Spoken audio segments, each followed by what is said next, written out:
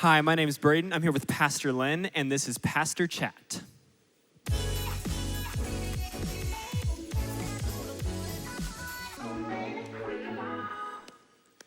Hey, so this week we talked about investing into younger generations, and as a younger generation person myself, I just wanted to ask Lynn a few questions. So Lynn, my first question for you is this. What's your hope for the church?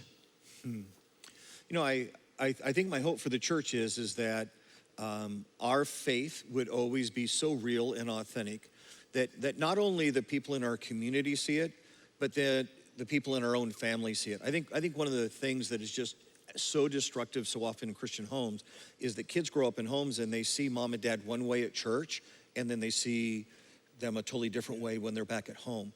And I think that just turns so many young people off to the church because they think church and Jesus is a fake thing.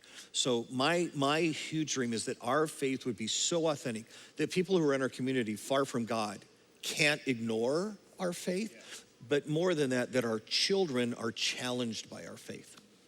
Yeah. So establishing that integrity almost of Jesus in our lives. Absolutely. Mom and dad are real in how they talk about, but more importantly, live about Jesus. That's good. I got another question for you here is, how can the church come alongside the next generation? Yeah, again, we talked a little bit about this on Sunday. It's a willingness to be uncomfortable, because the reality is your generation does stuff that my generation looks at and goes, why?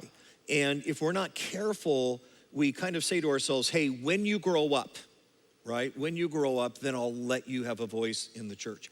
And the problem is, most of the time, by the time you start behaving the way that I think you should behave, you're gone. You're off at something else. So I think there's got to be a commitment on our part that says, no. I'm going to lean in. I'm going to accept the fact that having a younger person in the room means there's going to be some things that I'm going to feel a little weird about, right? But I'm willing to do that. I want to do that because I want the chance to share in your life what God has done in my life, which means I have to let you in the room.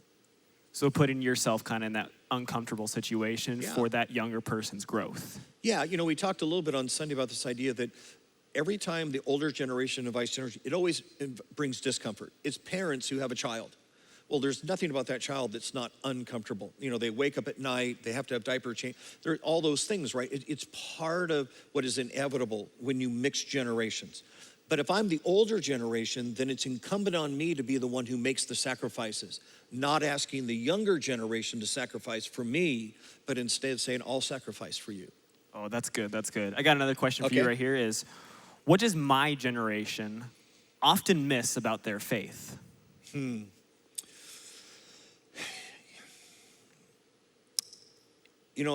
What I love about your generation is that your generation wants your faith to be real. The term today that's so popular is authentic. And you guys have gone after that like crazy. And because of that, you're going to be better than us on this idea of, hey, who I am is really who I am. I'm not pretending. The part that I am hopeful that your generation gets equally well is this idea of being unashamedly courageous about Jesus.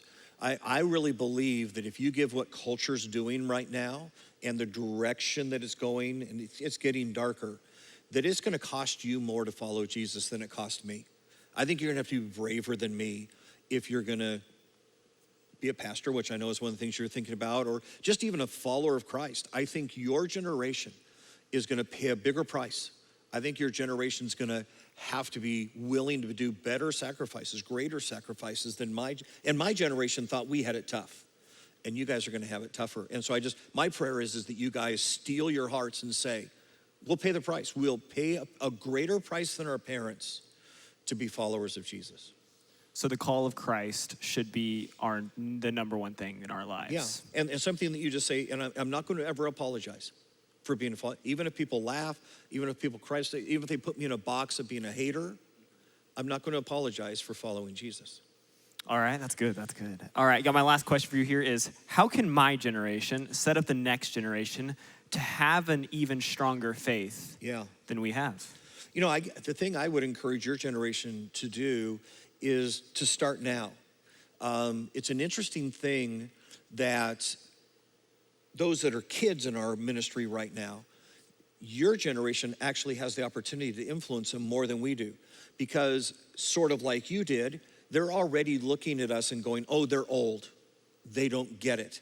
But when someone who's 5, 6, 7, 10 years older than them lives out their faith in front of them, all of a sudden they go, oh, that's cool. It's cool to be a follower of Jesus. And I want to be like that guy who maybe is in high school right now and I'm only in junior high, or I'm a 5th or 6th grader. And the influence that you guys could have on the generation that's coming is monstrous. And the truth is, if you wait too long, you'll start looking like the old guy, like I do right now, and you'll lose some of that influence. So my encouragement is start now. You'll never probably be teed up more to influence those that are the young people that are coming behind you than you are today. Yeah. Wow, always good stuff with you, Yeah. Pastor Linn. This was Pastor Chat with Pastor Linn.